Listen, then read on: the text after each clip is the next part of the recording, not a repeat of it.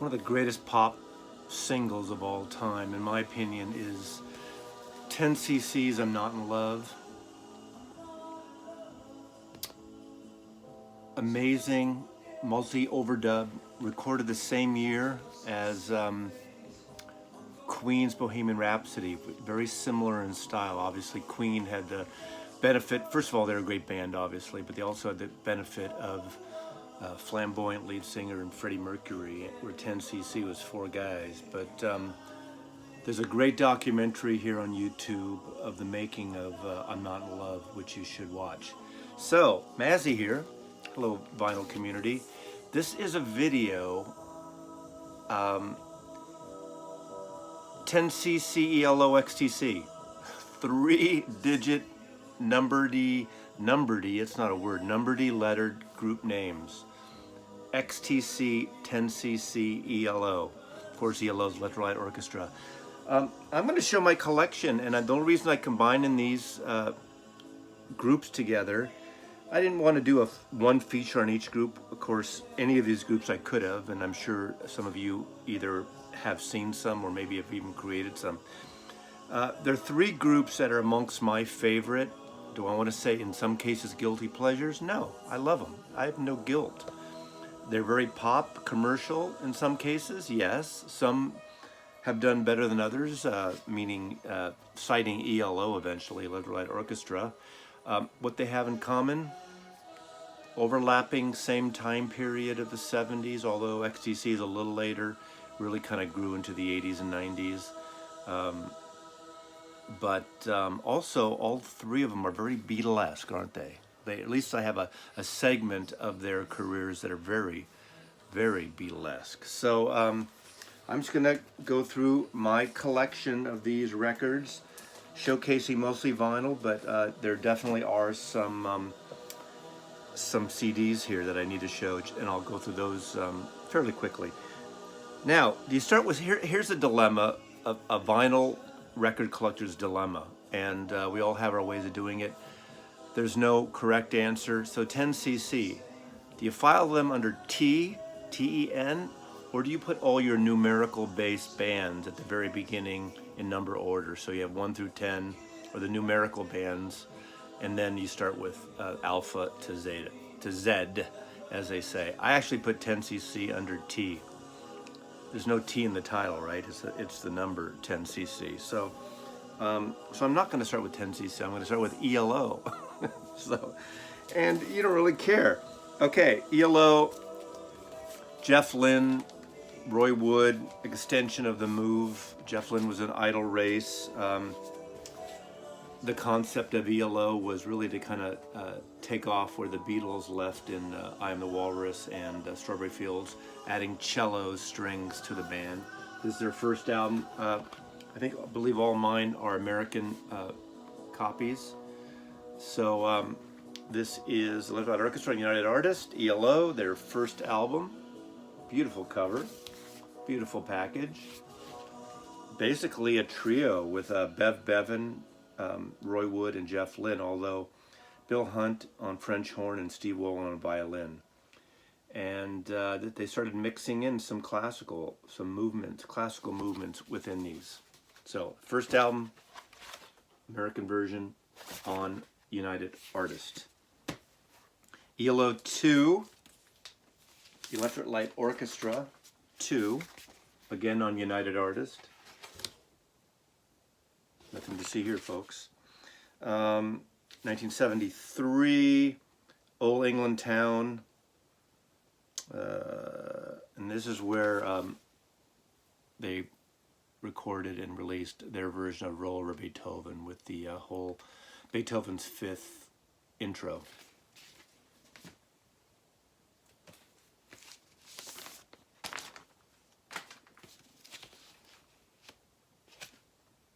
On the third day, Electrolyte Orchestra. Why did the music stop? Can you wait a moment here? Stand by.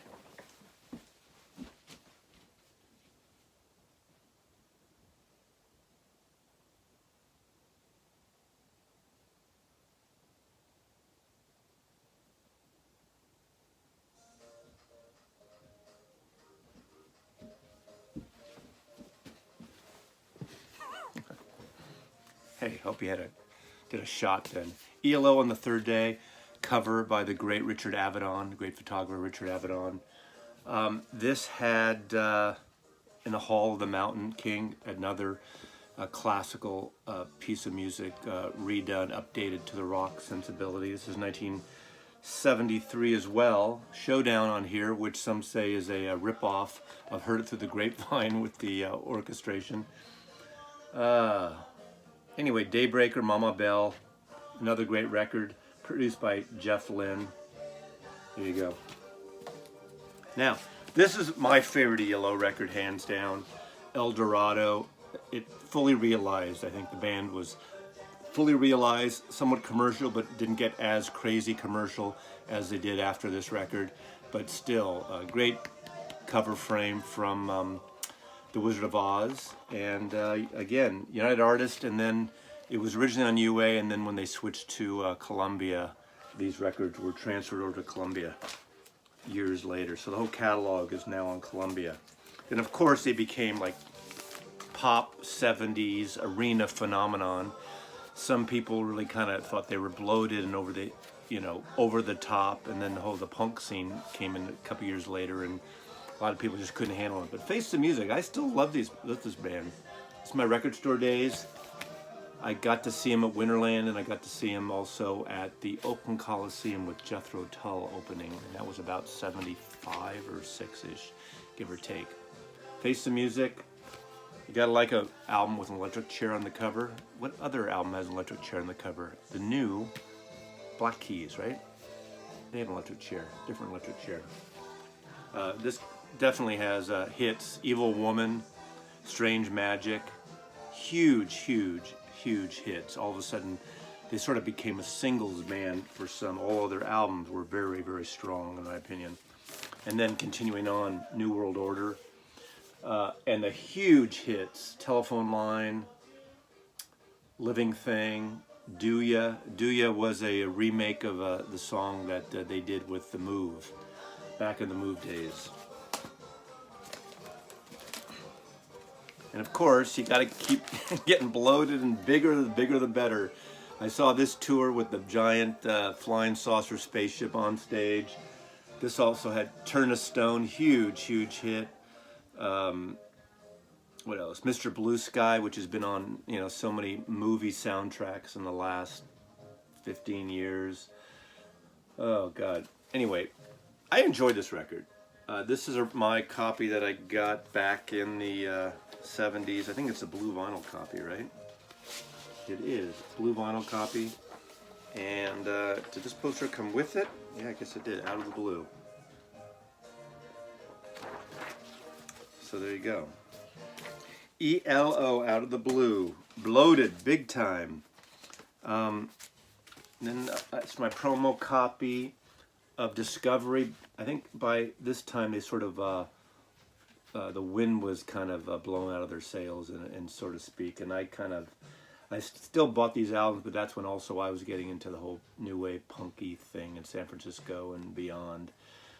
These albums sort of started sounding somewhat dated to me, although I've come around the last 15 years again and got into it again. Don't Bring Me Down is a great single. Anyway, ELO. When it comes down to it, all these are really Jeff Lynne and Bev Bevan, and then eventually not even Bev Bevan. Now it's just Jeff Lynne. Jeff Lynne's ELO. Electric Light Orchestra Zoom. This was a way later album that came out in 2013. Well, this edition was 13. I think it came out in the 2000s, the original record of this, but not on vinyl in those days. Does it say the date here? Do you care? You can look it up.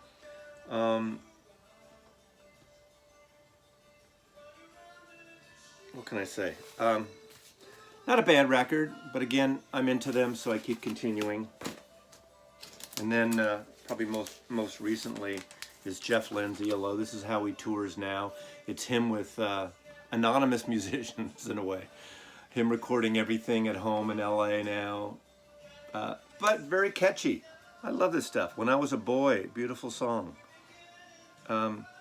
Very catchy, Alone in the Universe, very catchy. Let's have more flying saucers. Let's have more bloated science fiction CG art.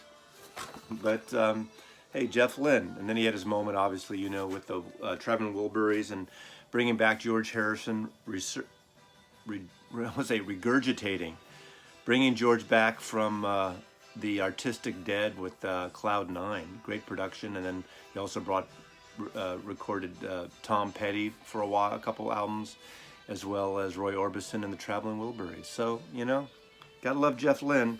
In terms of box sets, CD box set, a good overview, a few outtakes, a few alternate versions of things.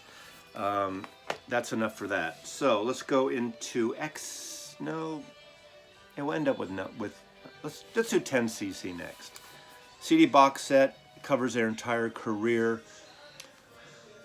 What a great band. They're the band to me that should be more favorably known to many people. I mean, they are, of course, because I'm Not in Love, The Things We Do for Love. But in terms of critical acclaim, I mean, you got Kevin Godley, Lol Creme, Graham Gouldman, and Eric Stewart. Basically, two different divides of the band. Eric Stewart and Graham Gouldman were half, and Kevin Godley and Lol Creme were the other half. And Graham Gouldman was a songwriter, wrote No Milk Today for Herman's Hermits, For Your Love, which was the Yardbirds. Just a ton of great 60s pop singles that he wrote. I can go on and on. Let's see. Any more here? He wrote for Wayne Fontaine and the Mindbenders, Groovy Kind of Love, Bus Stop, for the Hollies, For Your Love, I said that. God, it goes on and on and on and on. Songs for Neil Sedaka. In fact, Neil Sedaka's comeback album in the 70s, the backing band was 10cc as well. But this album is incredible. Wall Street Shuffle and The Worst Band in the World. Oh man, I love this record. They built their own studio called Strawberry Studios, and this was on UK London Records, 1974. Great record.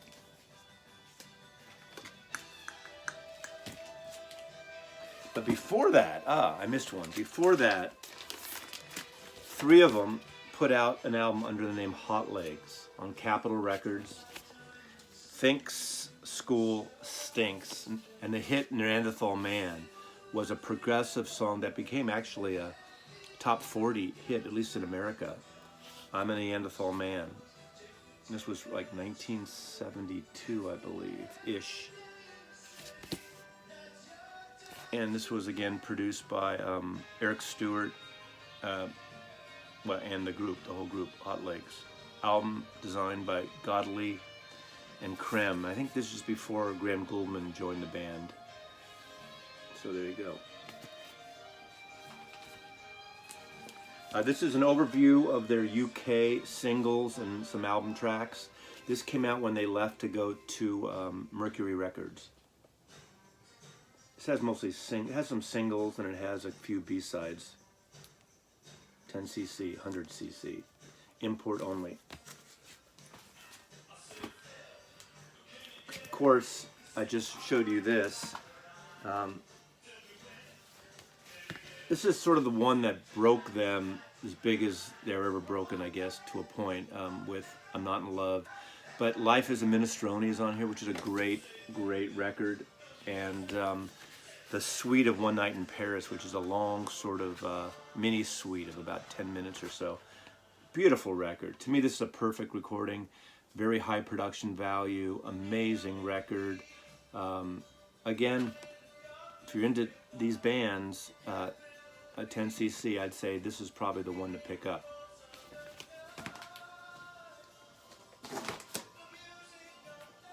Then we got Deceptive Bends. Is this the... Are we out of order? I'm sorry, we're out of order here. How dare you? How dare you be out of order? How dare you? All these sleeves were designed by Hypnosis. Hypnosis is a great company that designed most of the famous Pink Floyd records, Paul McCartney Wings records. There's a whole great book I've showcased at some point back here on Hypnosis artwork. But this was a great record. Songs on here, How Dare You is great, but I'm Mandy, Fly Me, I Want to Rule the World, Art for Art's Sake, and Don't Hang Up are the top records on this. But a really great record. Again, these are amazing sounding records. And then Godley and Creme left to go do their Consequences. Godley and Creme invented a guitar kind of device, and I can't even explain it, called the Gizmo.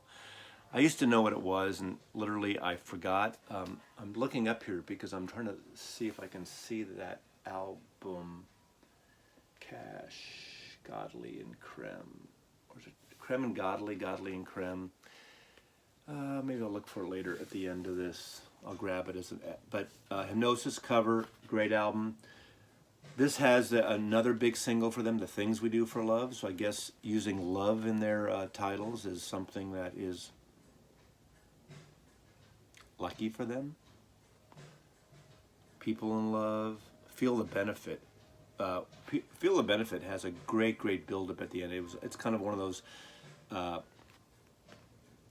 almost like side 2 of Abbey Road, where it's got, you know, pieces of songs strung together and segments of songs that have, almost like they could have written different songs and they pieced it together. I don't know if that's a fact, but it ends with an incredible guitar solo. It kind of builds up, and again, beautifully recorded. If you have want to test out your stereo, this is a wonderful record. You know, if you're into diving bells and underwater devices, 10cc Deceptive Bends. And then, you could almost call them 5cc by then. And 10cc, and I've said this in another video, and you can look it up, 10cc apparently is the average amount of sperm that comes out in a male ejaculation. So that's where the name 10cc came from. Bloody Tourists, that's the name of this record, which is kind of great, wonderful. And it has another great song. Again, it's the two of them plus other musicians. Eric Stewart again produced it and engineered it. He's a great producer. He also played for, one or two albums in the early 80s with Paul McCartney and a couple of his solo records. And but gorgeous melodic voice he had. Dreadlock Holiday is the hit on this one. Reggae, and sometimes pop reggae, white pop reggae doesn't work, but there's a certain humor they had in their records, and it really works in this record in my opinion. So, Bloody Tourists. 10cc. Long after they were their time has run out. I did see them live. I don't have here, but they did a live album. I saw them at the Berkeley Community Theater in the very late 70s, maybe very late on. They were great still, but it was the two of them plus a big band. There's that Blue live album where they're standing in the back of a cargo van. I don't have that here, but cargo truck. I don't know this record as well. I picked it up and I hardly played it. It was on Warner Brothers. You know, I can't really say much about it. It's more the completest to me, even though I don't have every single thing. But let me get that, 1 second.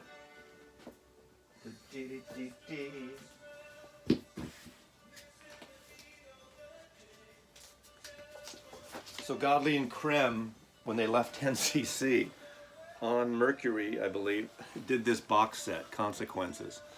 Talk about overkill, overindulgent record in a box set. It's pretty, I don't want to say it's unlistenable. Everything's listenable. I should listen to it again. You know, it came with a book. Talks about the Gizmo. Well, it has all kind of artwork. Talks about the Gizmo they invented. Conceptual to a point. You know, maybe I gotta listen to it through again, because maybe now there's like part one. It's 3 record set, I believe. Yeah, 3 record set.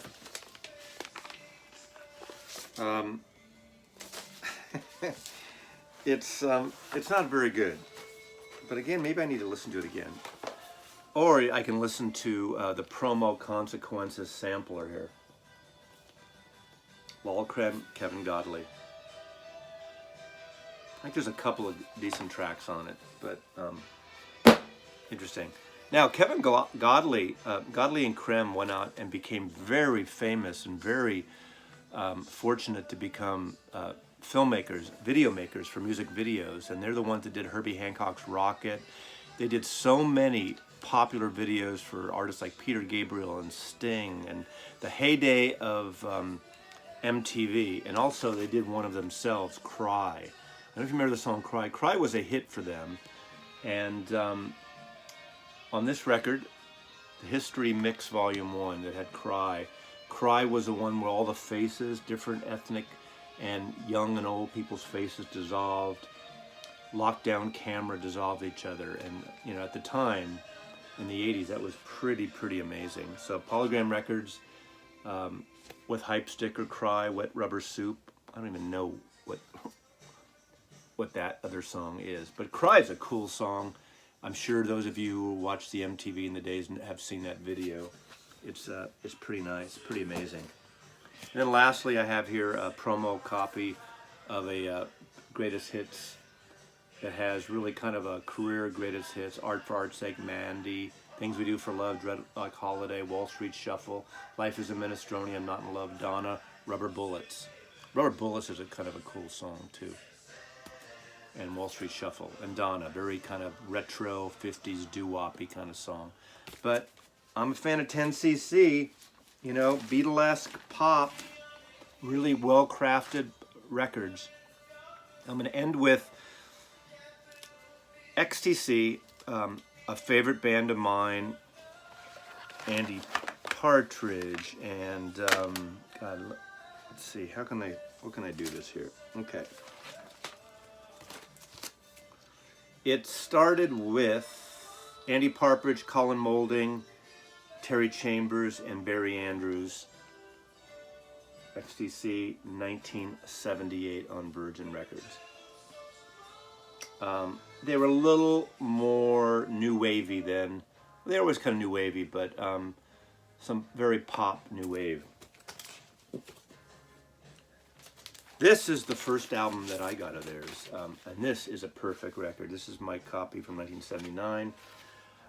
Drums and Wires, and the songs that really got me into them were, the first song that really I got hooked was Making Plans for Nigel. And the irony is, as much as supposedly Andy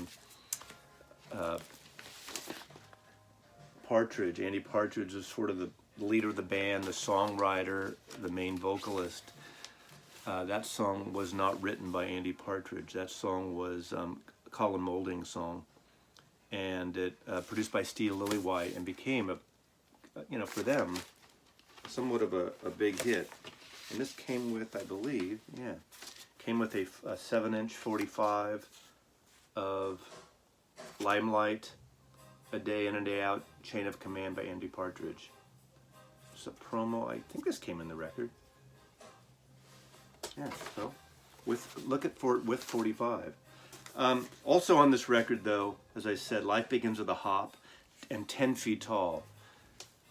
10 Feet Tall is a friggin' great song by XTC.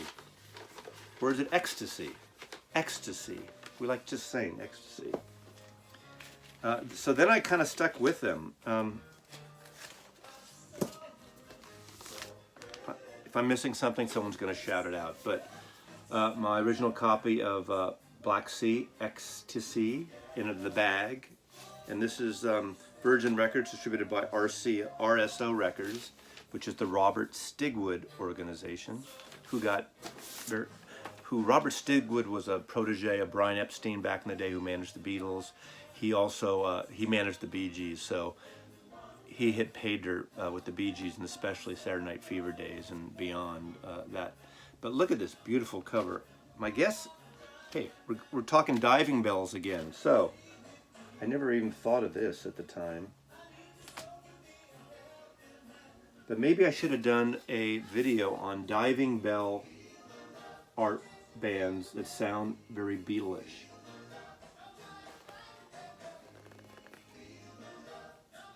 There you go. I'm easily amused with this stuff, diving bells. Okay, Black Sea. Generals and Majors. That's my favorite song on this album. That was kind of the hit single. Sergeant Rock also.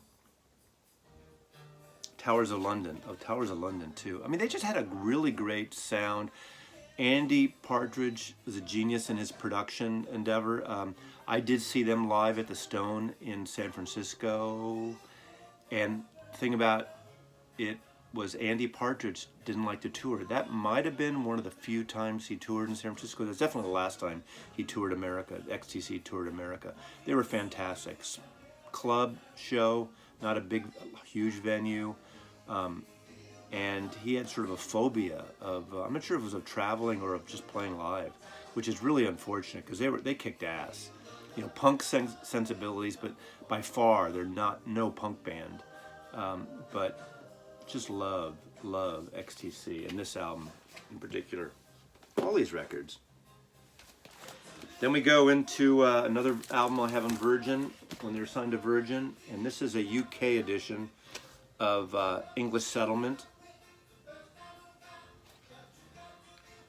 Ball and Chain, and the big hit on this, or at least my favorite record that really kind of caught the audience by storm, at least their small following, is Senses working overtime. That's such a great record too. No Thug in Our House. I mean, the whole record's great. All their records are great. XTC Murmur promo copy. They switched to Geffen Records. I'm trying to think of this. This is a comp of some sort, as I recall, of different artists, of different loose ends, I think. They have a lot of records, or a lot of CDs actually, of loose end material. And I'm going to show you some of that because the thing about it is Andy Partridge is one of those studio geniuses in a way like Prince is, or I'm trying to think who else. Those people that just record.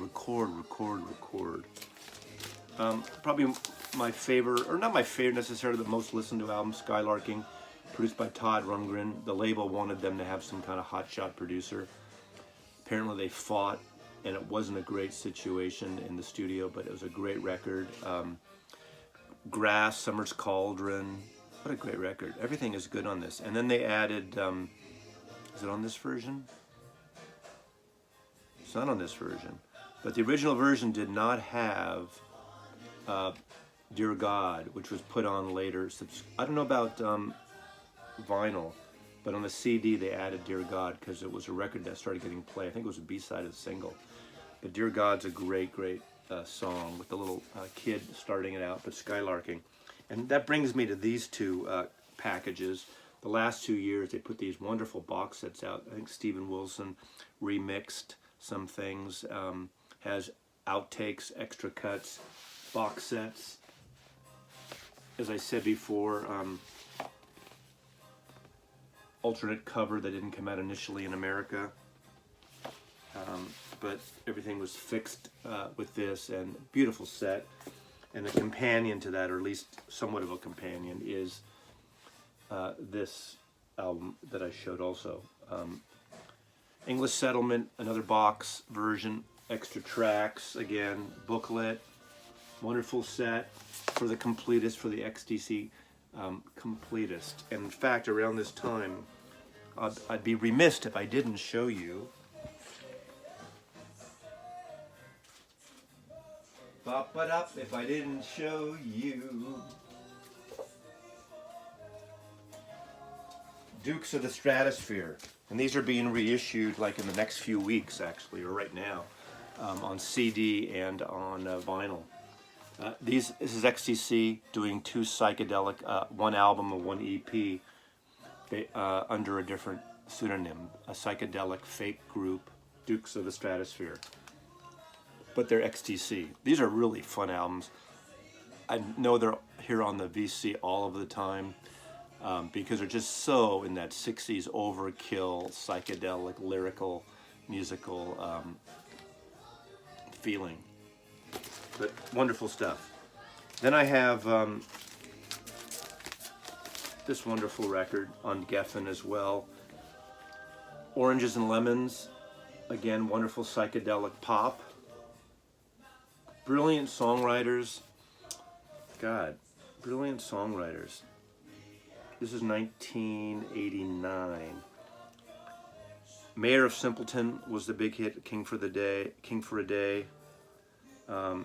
President Kill Again.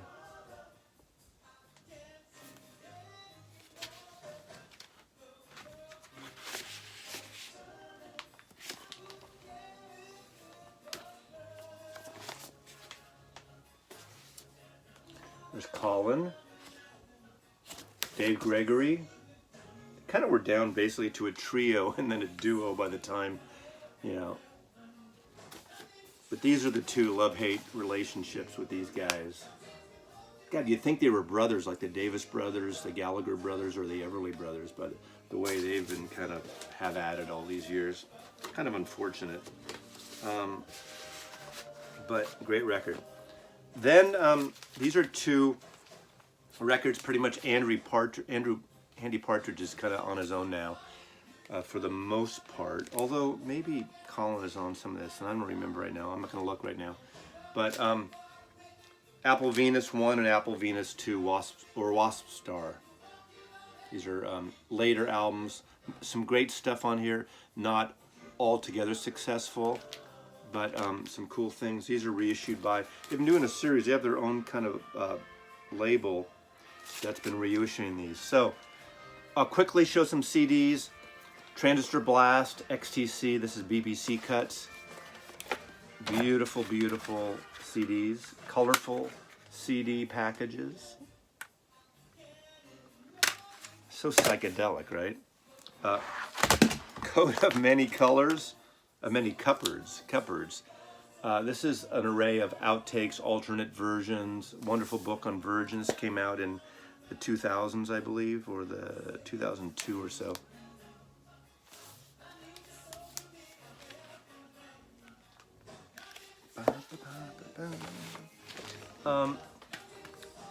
And then the XTC. The only reason I'm showing their CDs because they've been putting out expanded editions of their big albums with extra remixed by Stephen Wilson again, who does amazing stuff. Some 5.1 surround, and they sound incredible. So they have originals. They have the original mix, the 2014, the 4.1, 5.1. 2014 mixes, additional stereo mixes, instrumental mixes, again for the completists. But there's drums and wires. It's the Surround series, CD and Blu-ray. Really great. If you're into surround audiophile music, these are incredible. That one,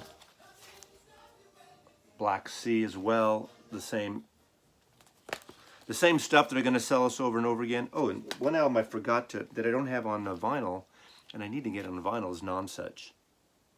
This is what's the song on here? The Ballad of Peter Pumpkinhead was a song that got a lot of airplay at the time. That's the main one, I think, on this collection. But Nonsuch. And of course a surround, multi-layered version stereo mix. If you're getting mixes, that's like a total nerdy thing, but it's kind of cool if you're into it. I go in and out of being into it, and sometimes I just say, just give me the fucking record, let me just play the music. But sometimes you're in the mood, and there's nothing better than this kind of stuff when you're in the mood. Orange and Lemons, just showed you that. And then I kind of showed this in another video, Skylarking. There was a situation on the CD when it first came out, it was out of phase, wrong channels mixed and back, and this is the one with the outtake cover that has the proper phase shifting or phase on the record.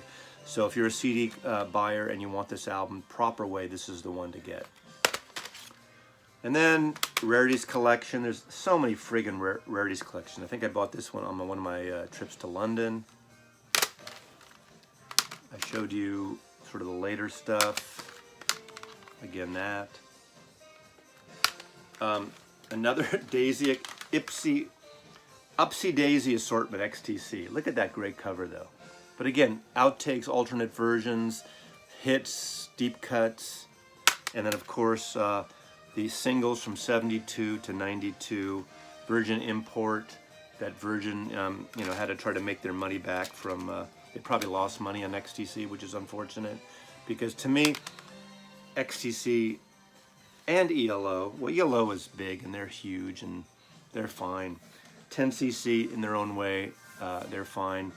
XTC, they're not a cult band, they're beyond a cult band, but they never got their proper due, and there's all these threads on forums and videos of underrated artists and underrated performers. But these three bands that I just showcased are not exactly alike at all, but there's a certain lineage of things that remind me, again, that Beatlesque influence is big on all of them. So, XTC, ELO, ELO, XTC, 10cc.